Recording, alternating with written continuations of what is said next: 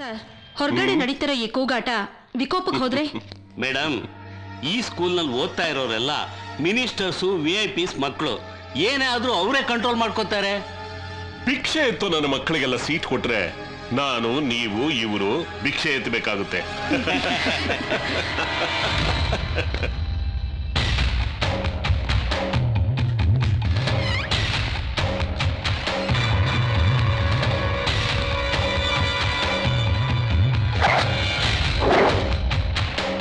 ಕೂಲಿ ಮಾಡ್ತೀವಿ, ಭಿಕ್ಷೆನೂ ಬೇಡ್ತೀವಿ, ಆದರೆ ರಾತ್ರಿ ಹೊತ್ತು ಆರಾಮಾಗಿ ನಿದ್ದೆ ಮಾಡ್ತೀವಿ.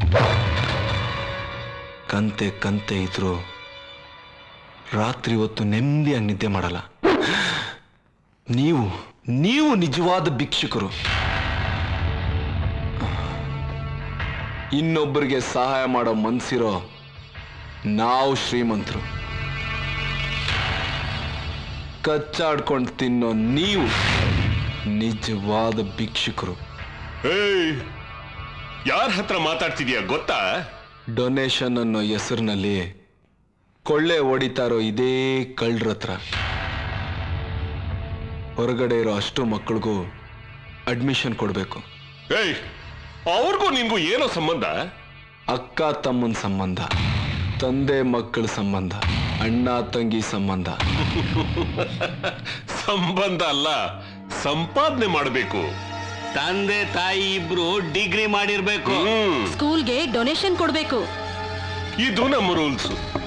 ಸ್ಟೇಟ್ ಗೌರ್ಮೆಂಟ್ ಮಾಡ್ತಾ ಇಲ್ಲ ಸೆಂಟ್ರಲ್ ಗೌರ್ಮೆಂಟ್ ಮಾಡ್ತಾ ಈ ನಿಮ್ ಡಬ್ಬಾ ರೂಲ್ಸ್ನ ನಿಮ್ಮಪ್ಪ ಡಿಗ್ರಿ ಮಾಡಿದ್ನಾ? ನಿಮ್ ತಾತ ಡಿಗ್ರಿ ಮಾಡಿದ್ನಾ? ಬಿಳಿ ಹಾಳೆಲಿ ನೀಲಿ ಇಂಕಲಿ ನೀವೇ ಬರ್ಕೊಂಬಿಟ್ರೆ ಅದು ರೂಲ್ಸಾ? ನೀವು ಸಂಪಾದನೆಗೆ ಅಂತ ಮಾಡ್ಕೊಂಡಿರೋ ರೂಲ್ಸ್ನಲ್ಲಿ ನಿನಗೆ 2 ಥಿಯೇಟ್ರು, 3 ಕಾಂಪ್ಲೆಕ್ಸು, ಸದಾಶಿವ ನಗರದಲ್ಲಿ 2 ಬಂಗ್ಲೆ. ಇನ್ನು ನಿನಗೆ 75 ಲಾರಿ, 25 ಬಸ್ಸು, ಕಟ್ಕೊಂಡಿರೋಳಿಗೆ 2 ಮನೆ, ಇಟ್ಕೊಂಡಿರೋಳು 3 ಮನೆ.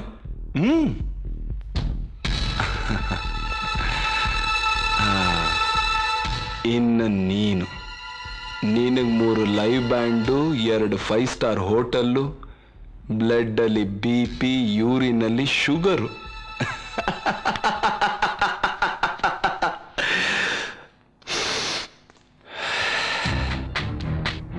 ನಿಮ್ಮ ಮನೆ ಕಟ್ಟೋದಕ್ಕೆ ಕೂಲಿಯವ್ರು ಬೇಕು, ಮನೆ ಮುಸ್ರೆ ತಿಕ್ಕೋದಕ್ಕೆ ಕೂಲಿಯವ್ರು ಬೇಕು, ನಿಮ್ಮ ಮಕ್ಕಳನ್ನ ಮನೆಯಿಂದ ಸ್ಕೂಲ್ಗೆ, ಸ್ಕೂಲಿಂದ ಮನೆಗೆ ಕರ್ಕೊಂಡೋದಕ್ಕೆ ಆಟೋ ಡ್ರೈವರ್ಗಳು ಬೇಕು. ಆದರೆ ಅವ್ರ ಮಕ್ಕಳು ಮಾತ್ರ ವಿದ್ಯಾಭ್ಯಾಸ ಬೇಡ ಅಲ್ಲ? ಈಗ ನಾನು ಹೇಳೋದೇ ರೂಲ್ಸ್. ಬರ್ಕೋ. 50% ಬಡ ಮಕ್ಕಳಿಗೆ, 50% ನಿಮ್ಮಂಥವ್ರಿಗೆ. ಇದು ಇಲ್ಲಿ ಮಾತ್ರ ಅಲ್ಲ, ಎಂಟೈರ್ ಕರ್ನಾಟಕದಲ್ಲಿ ನಡಿಬೇಕು. ನಡೆಯುತ್ತೆ. ಇಲ್ಲ ಅಂದ್ರೆ ಬಡ ಮಕ್ಕಳು ಓದ್ತಾರೆ, ಸ್ಕೂಲು ಇರುತ್ತೆ, ಆದ್ರೆ ಅದನ್ನ ನೋಡೋದಕ್ಕೆ ನೀವುಗಳು ಯಾರು ಈ ಭೂಮಿ ಮೇಲಿರಲ್ಲ. ಏನ್ ಹೆದರ್ಸ್ತಾ ಇದೀಯಾ?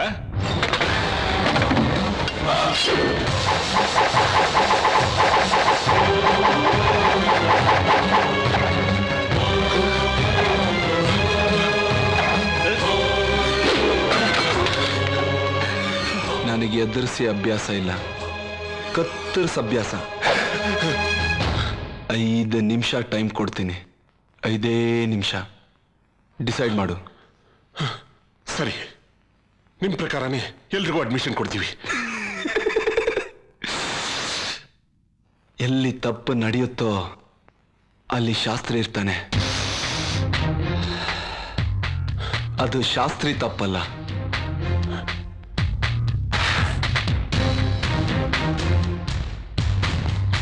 ಇನ್ಮೇಲೆ ನಿಮ್ಮ ಮಕ್ಕಳೆಲ್ಲ ಇದೇ ಸ್ಕೂಲಲ್ಲಿ ಓದ್ತಾರೆ.